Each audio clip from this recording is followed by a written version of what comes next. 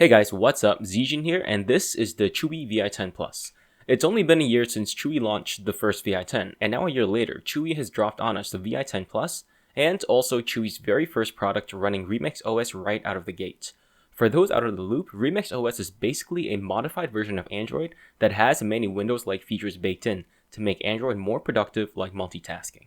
I've had very good things to say about Remix OS version 1 on the Chuwi i7 Remix, and I'm expecting no less from Remix version 2.0. The VI10 Plus has pretty standard specs otherwise, Z8300 processor, 2GB of RAM, and 32GB of storage. It does use the Surface 3 screen, so the display should be great. It's also incredibly cheap, starting at $160, and it was on sale for $130, but I'm not sure if you can get that price anymore. But anyway, even at $160, this is probably the cheapest thing you can get running Remix OS 2.0. So let's see how good the Chuwi VI10 Plus is.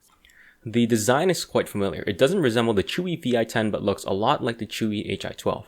It's made out of metal and feels very well made and high quality. However, the bezels around the screen are really big, about the same size as the Hi12, and the VI10 Plus is a little awkward to use as a tablet just because of how big it is. There is no full-size USB port on this tablet, which is a real disappointment, but you do get a USB-C port, microSD card slot, and a microHDMI port. The keyboard case costs $20 and works almost the exact same as the Chuwi VI10's keyboard case. There is actually a Transformer style keyboard that will be released soon, but is currently not out yet, and I will post an updated video when I do get it. The magnet connecting the keyboard to the tablet is pretty strong, so that's pretty good. And the way the keyboard folds is different from the VI10, but the same way it's almost impossible to use on your lap. The keyboard looks and feels very cheap compared to Chuwi's other high quality keyboards, but it feels about the same as the Chuwi VI10's keyboard. The typing experience is really good because there is a ton of key travel compared to other Ultrabooks and tablet keyboards, and the trackpad is quite responsive, but it's really small so it's a little tough to use. The VI10 Plus uses the exact same screen as the Microsoft Surface 3, and it looks absolutely great. The screen is crisp and it's absolutely great to look at. Photos really pop and colors have great saturation and intensity.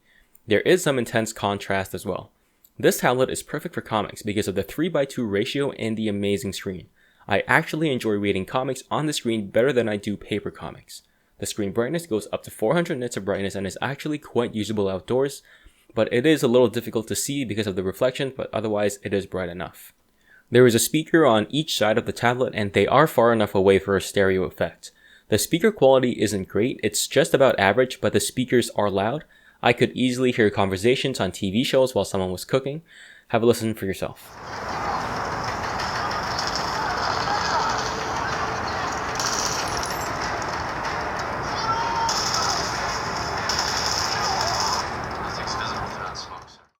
The battery is slightly larger than both the original VI10 and Surface 3, but even then I'm expecting slightly worse battery life than either device. So first I reloaded a web page until the tablet died, and it died after 7 hours and 8 minutes.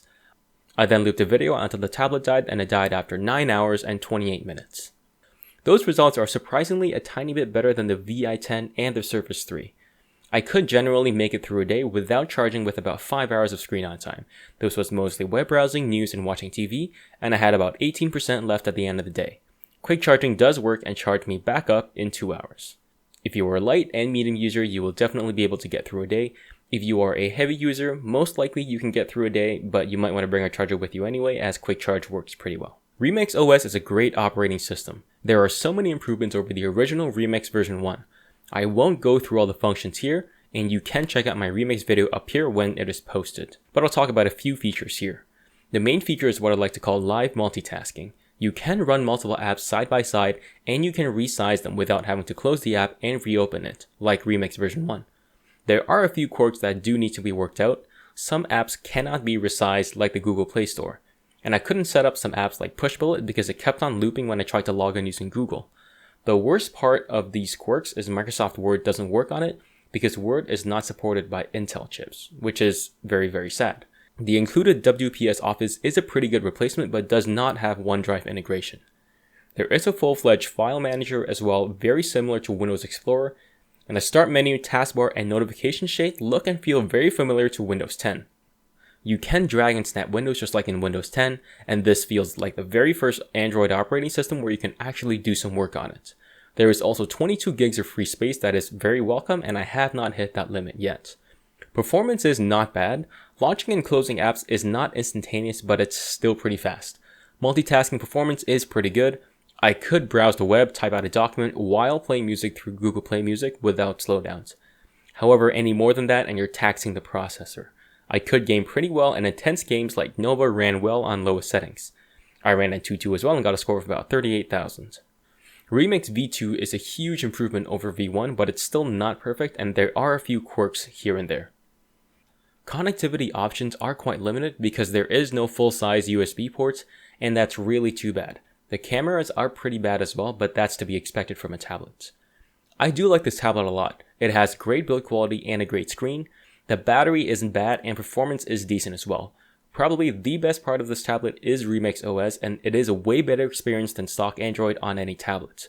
Multitasking works well and you can be productive with it. But this tablet is not perfect. The biggest thing being no full-size USB ports and an average sounding speaker. Other than that, this is a great buy for $160. Just be sure to buy a USB-C to OTG cable as well.